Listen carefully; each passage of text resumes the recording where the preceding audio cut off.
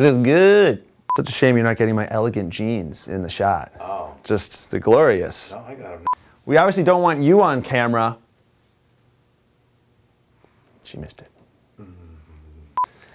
How am I supposed to work with this? I know.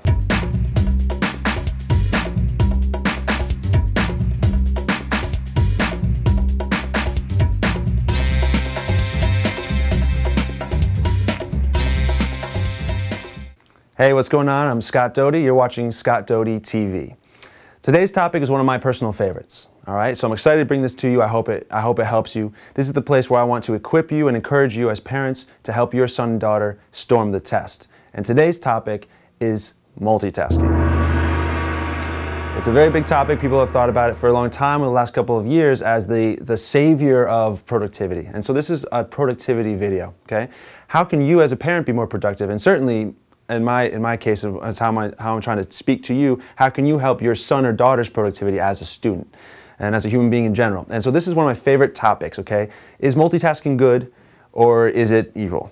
And I want to basically put forth this idea. It is only sometimes good and it is sometimes evil, okay? So you need to learn and teach your son and daughter, here's when it's good and here's when it's not good. So multitasking, okay? It's really good only when you're doing a mix of one high focus task with one low focus task, okay? So an example would be of a low focus task. Okay, I have to wash the dishes, right? I gotta mow the lawn. I gotta, pick out an outfit, whatever. I gotta do something that doesn't take a lot of my brain cells to just kind of mechanically go through and get it done. Well, if you're doing one of those kinds of things, then your brain is free to do something productive that would be high focus. For example, okay, I really want to learn some physics topics. But I gotta do my chores at home, and I gotta take care of things that are manual, and I gotta do things that are low focus. Well, great. While you're doing those things, put on a video like a Khan Academy video or some sort of video online that instructs you on physics that you can watch while you're doing your thing. All right, that's good multitasking, mixing one high with one low focus activity. All right, but the problem is a lot of us try to do several high focus activities at once. That's bad multitasking. That's the evil. Okay, so an example would be texting while driving. That's why it's illegal, people. We're not able to text while we drive. Those are two high focus activities. So what we're really doing is we're stopping driving for a couple seconds while we high focus text, and then we come back to the road. And that's why it's so dangerous. It doesn't work. Your brain's literally not capable of more than one high focus activity at a time. So instead, what you want to do is, if you're trying to get something accomplished that is a really high priority that requires your attention, you might not want to, in fact, you shouldn't multitask. Please don't, all right? You should not have a Facebook browser up on the side. You should not have an email open as well, just kind of checking back and forth. You shouldn't have the din of the kitchen or a football game in the background. And it's just not, it's the wrong thing, the wrong place, okay, for your focus. Your focus needs to stay on one place and knock it out, and then it can transition to other things, okay? So I want to share with you today my favorite monotasking technique. Okay? I'm a big fan of monotasking now. I used to multitask. I was always burned out all the time. And now here are a couple of I want to share one of my favorite monotasking rules. It's called the Pomodoro technique. Okay? The Pomodoro technique, and for any Italian speakers out there, it simply means the technique related to the tomato.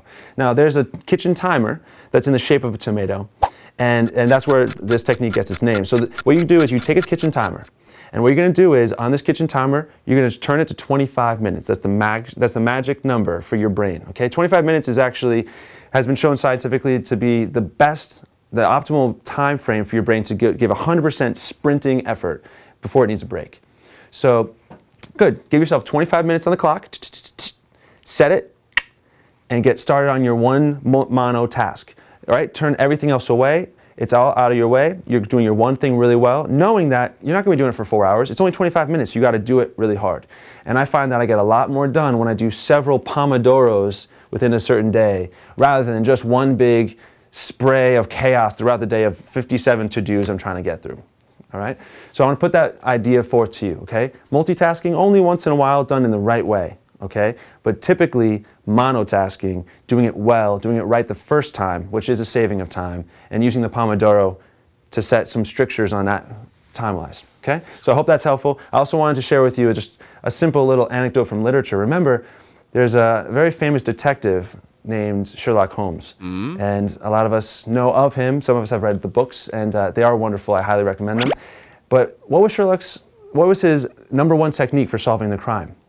How, right? In other words, did he go running around the city, looking for clues, talking to suspects, looking under every bridge, doing every little detail? Not at all. In fact, his trademark was he would go to the scene of the crime and just sit there and just think. With his pipe, I wish I had a pipe, but I don't smoke. But he would just sit there and he would think deeply, and he would monotask. For me, he is the paragon of monotasking. He would just sit there and let his mind do the one thing it needed to do, and it would always solve the crime way faster than any other detective. So I just want to put forth Sherlock Holmes as our emblem of the ultimate monotasker. Just do your one thing, kick its butt, and move on with your life. All right? So there you go. That's my multitasking versus monotasking speech for the day. I feel better. I got it off my chest. I wanted to share that with you. I hope that was helpful. So thank you again for watching Scott Doty TV, the place to be to learn how to equip and encourage yourself to help your son or daughter storm the test. Have a great day.